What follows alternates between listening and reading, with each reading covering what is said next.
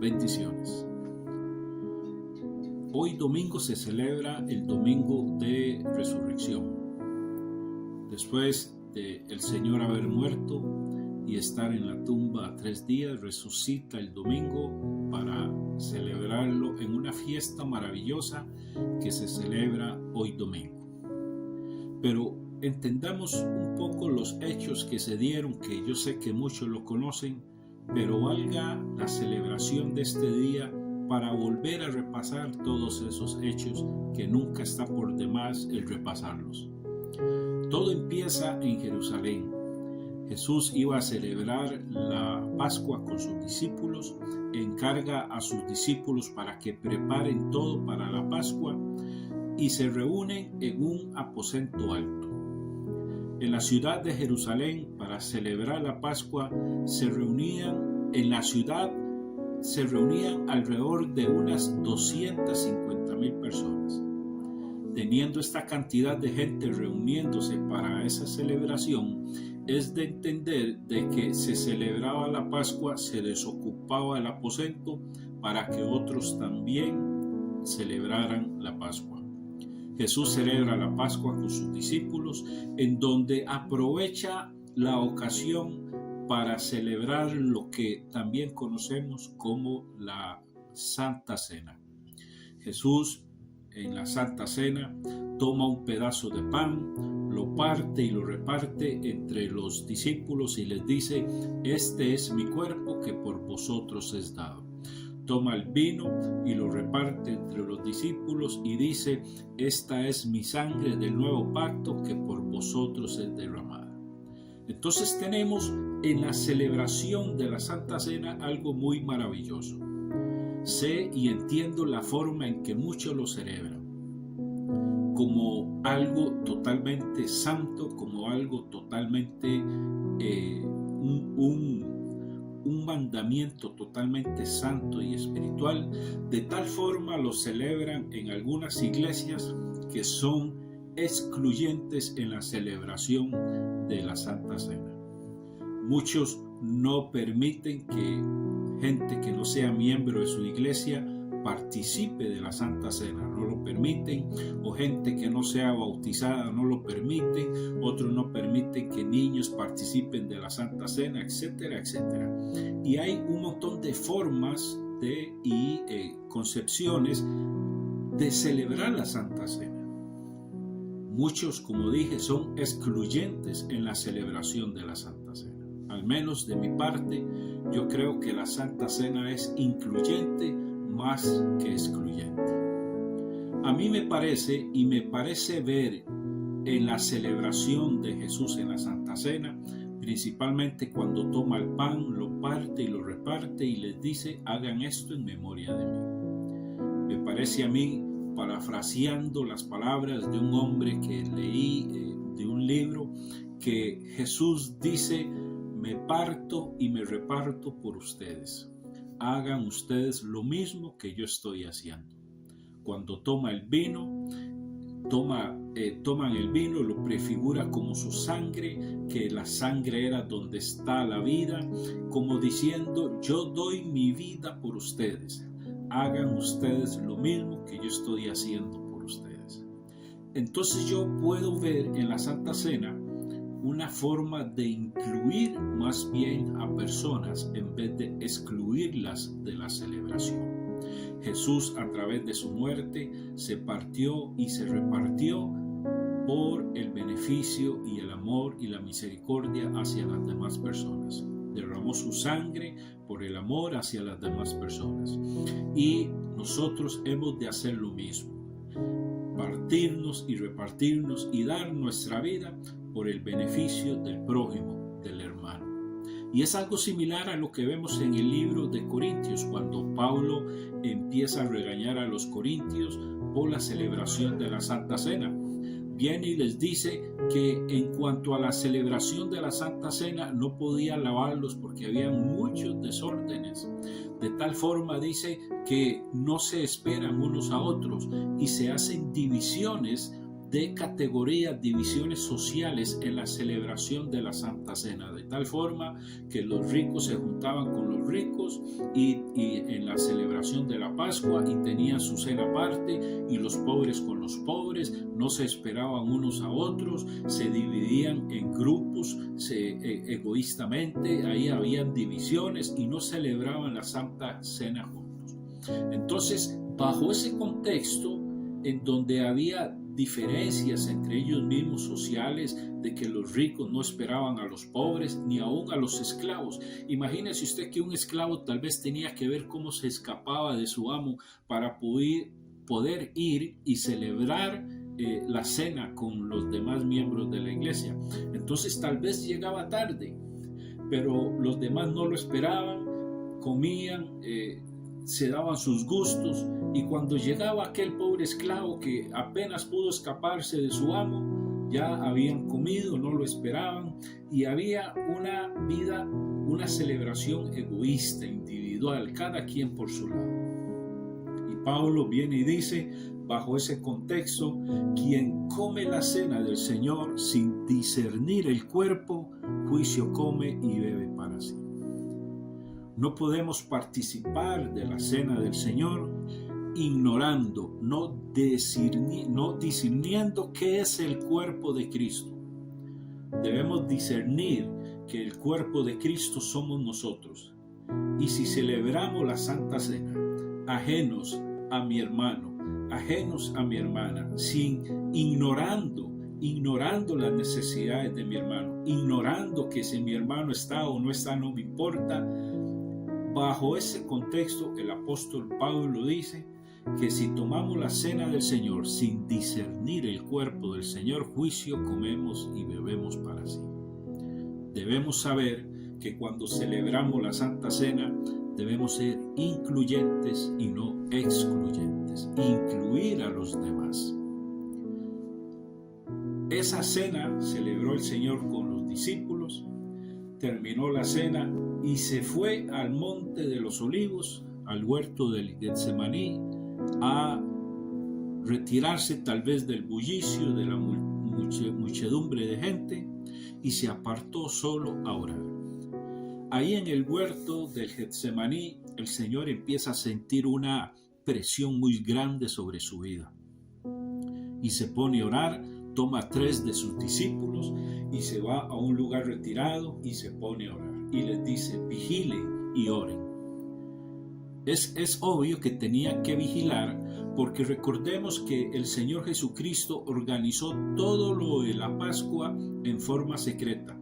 Por eso les dijo a los discípulos: vayan y van a ver un hombre cargando un cántaro de agua, cuando los hombres no cargaban los cántaros de agua, eran las mujeres.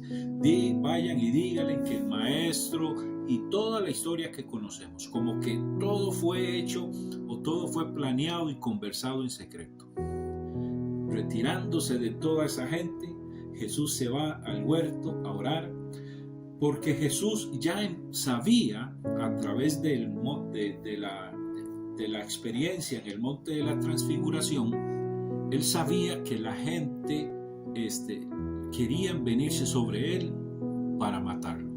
Entonces Jesús empezó a hacer muchas cosas en secreto, y se viene y se aparta al monte de los olivos, al huerto de Getsemaní, y sintiendo esa presión, porque él sabía que había de morir en manos de los enemigos, empieza a sentirse esa gran presión y empieza a orar.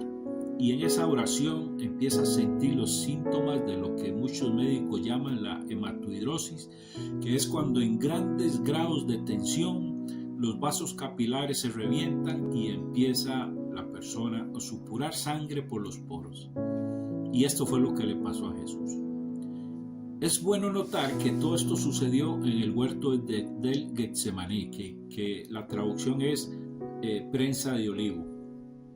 Ahí donde arrancaban las olivas de estos árboles del huerto, las ponían en prensas y empezaban a molerlas para sacar de ellas el aceite. Cuando acomodaban las olivas, ya después en la prensa para sacar de ellas el aceite, ponían una capa de olivas, como una mallita, otra capa de olivas, otra mallita, una capa de oliva, otra mallita, etcétera, etcétera, hasta que se hacía un peso que del propio peso de las olivas empezaba a chorrear aceite. Ese era el aceite, era la primicia del aceite del fruto del olivo. No había presión exterior, no. El mismo peso de las camas de oliva hacía que empezara a salir un primer aceite, las primicias de ese aceite, y ese aceite era el más valorado. Es bueno notar que a Jesús, orando en el huerto de Getsemaní, todavía sin ninguna presión del exterior, el Señor sacó de Jesús ese aceite, esa primicia, a través de la oración que él estaba haciendo y de la atención. Entonces podemos ver tal vez aquí como una figura, ¿verdad? Como que es interesante que lo que pasaba a las olivas, bajo su propio peso empezaban a escurrir aceite. Jesús, bajo su propia tensión, bajo su propia preocupación, empezó también, sin presión externa, a sudar grandes gotas de sangre. Y resulta, mis hermanos, que después, ya que las olivas estaban acomodadas, ahora sí, se les ponía una prensa y se hacía presión. Se dejaba ir hasta que escurriera todo el aceite, después se le hacía un poco más de presión hasta que escurriera el aceite, y así hasta que se le sacaba todo el aceite a las olivas.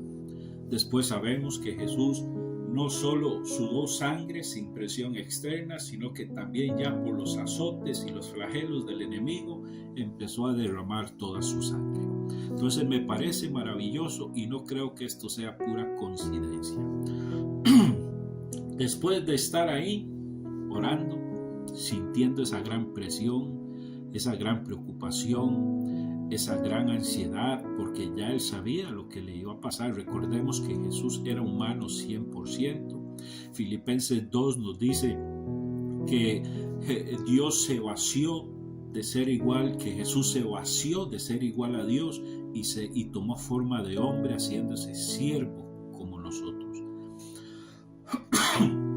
Entonces, Jesús era Dios, claro que sí era Dios, pero vivió como hombre. Se despojó de sus cualidades de Dios, no de su esencia, pero sí de sus cualidades de Dios, y vivió como uno de nosotros.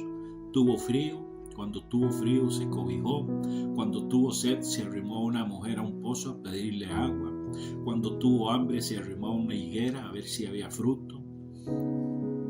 En el huerto del Getsemaní tenía miedo, se asustó, tenía una presión grande, empezó a sufrir los efectos como cualquier ser humano sufriría estando bajo esa presión. Jesús era humano 100%. Jesús no es que era un humano, pero que como Dios sabía, tenía cierta protección. No, Jesús se hizo hombre, como usted y como yo. Jesús tenía ombligo. Jesús era hombre con todas las cualidades y todas las limitaciones de cualquier hombre. Y obviamente bajo esta tensión él empezó a sudar grandes gotas de sangre y se sintió afligido en gran extremo. Y en esa aflicción y en esa angustia se refugió también y pidió ayuda a 3 de sus discípulos, que en los momentos en los que él más sentía necesidad, los discípulos estaban dormidos y no lo acompañaron orando por él ni suplicando por él. No oraron, no lo acompañaron, se durmieron y dejaron a Jesús solo en su ansiedad.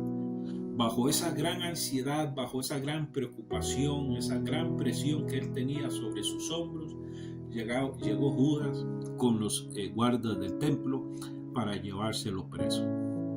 En ese arresto que se da en el huerto de Getsemaní, los discípulos abandonan a un Jesús afectado seriamente por la presión, por la preocupación y por todo lo que él sentía, por todo lo que iba a pasar.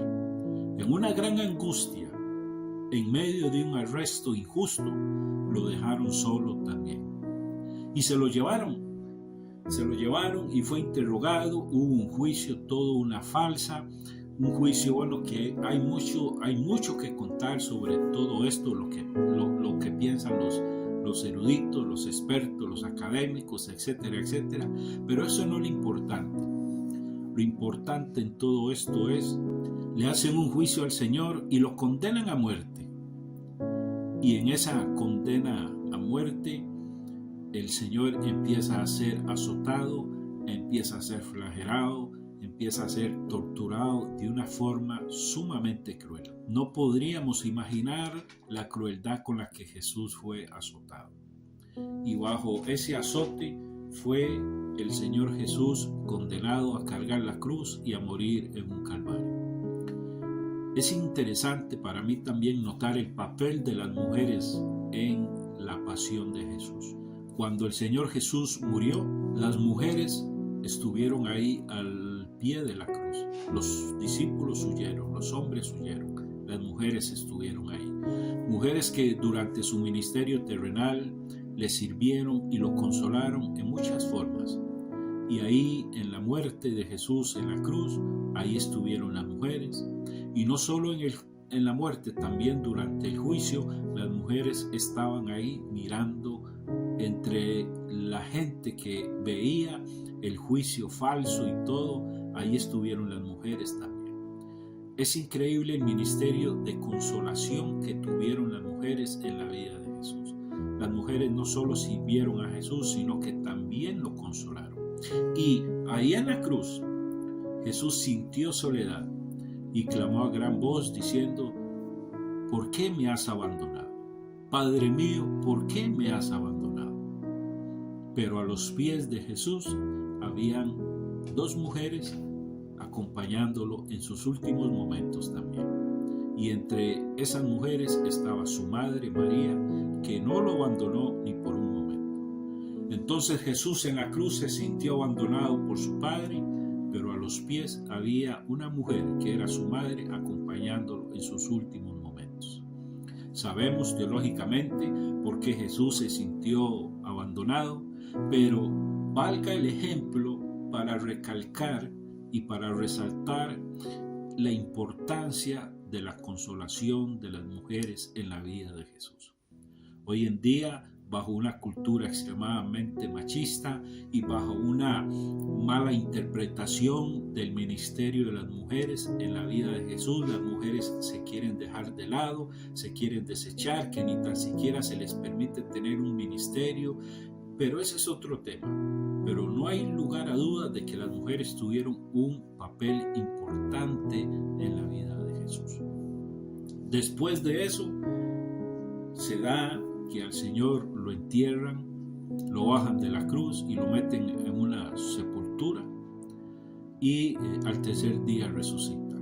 Y bajo todos estos eventos también están las mujeres presentes más que los hombres.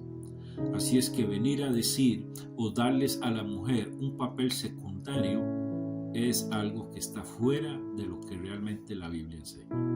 Pero siguiendo, podemos entender y ver en todo esto que el proceso que sufrió Jesús en la cruz, desde que celebró la Pascua hasta su crucifixión, podemos ver que todo fue una entrega total, una entrega de amor, una entrega de gracia para beneficiarnos a nosotros, los que éramos los verdaderos enemigos de Dios, para beneficiarnos a nosotros, a los viles y menospreciados que habíamos abandonado al Señor, que vivíamos ajeno a la voluntad del Señor, que lo crucificamos por nuestros pecados y que aún así Él como hombre, solo póngase usted a pensar que Jesús, después de haber pasado esa tensión grande y fuerte en el Getsemaní,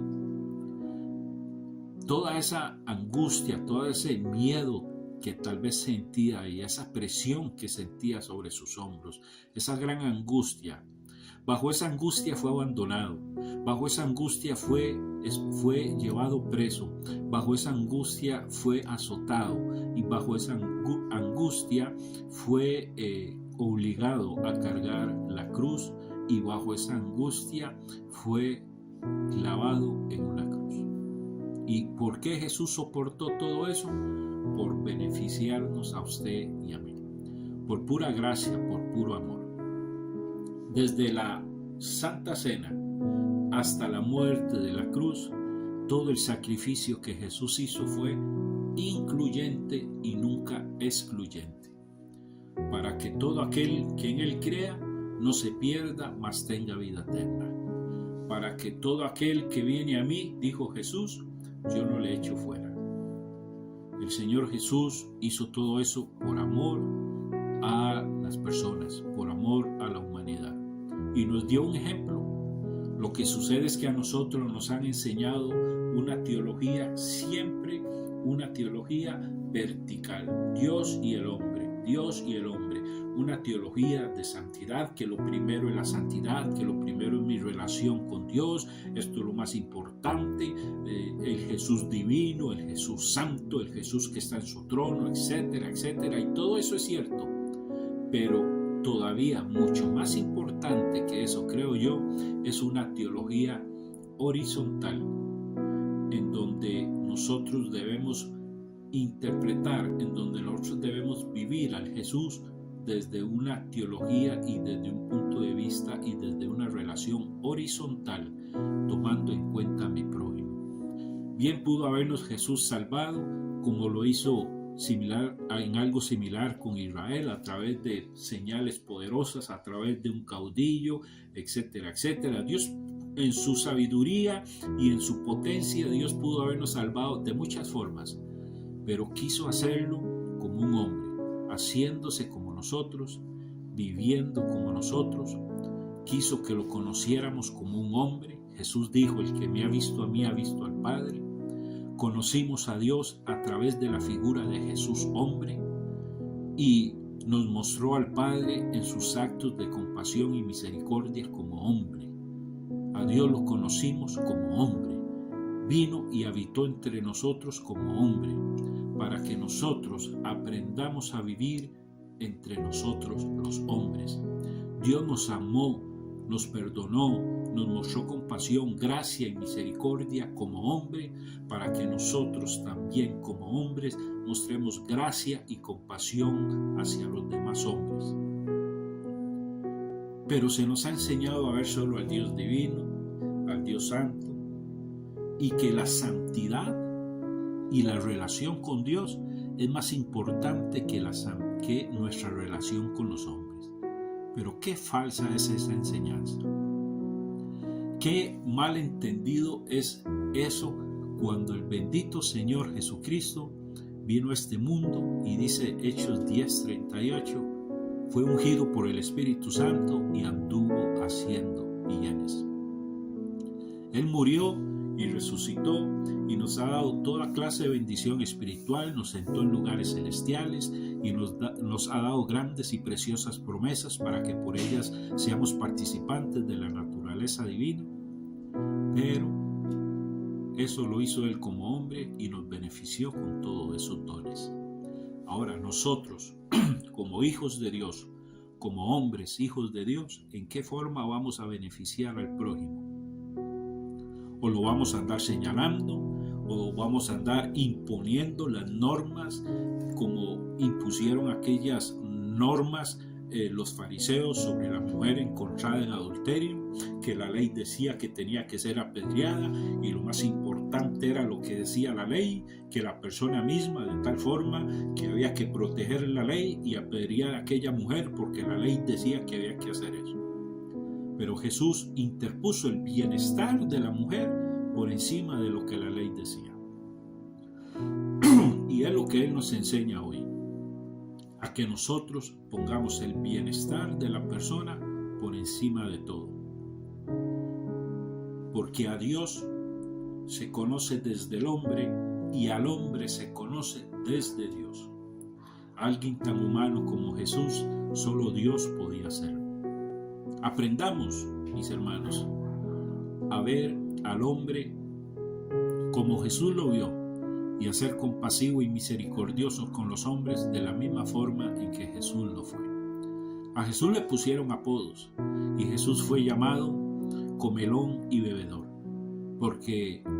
comelón y bebedor, amigo de pecadores y publicanos. ¿Y por qué le decían eso? Solo usted piense por qué a Jesús le decían comelón y bebedor, amigos de pecadores, si no era porque era con los que Jesús se relacionaba. Jesús nunca condenó a ningún pecador, a ningún inconverso, a ningún pecador al infierno. A los religiosos hipócritas les dijo de todo, sepulcros blanqueados, hipócritas, etc. Pero a los pecadores siempre los amó y tuvo su tiempo y sacó su tiempo para convivir y amarlos y ser misericordioso con ellos. Así es que esta celebración de la resurrección del Señor Jesús sirva para que pensemos, para que nos alegremos en la resurrección del Señor Jesús y que pensemos un poco en el ejemplo que Él nos dio en cuanto a toda su pasión, por qué lo hizo y para quién lo hizo. Pensemos en todo eso. Bendiciones.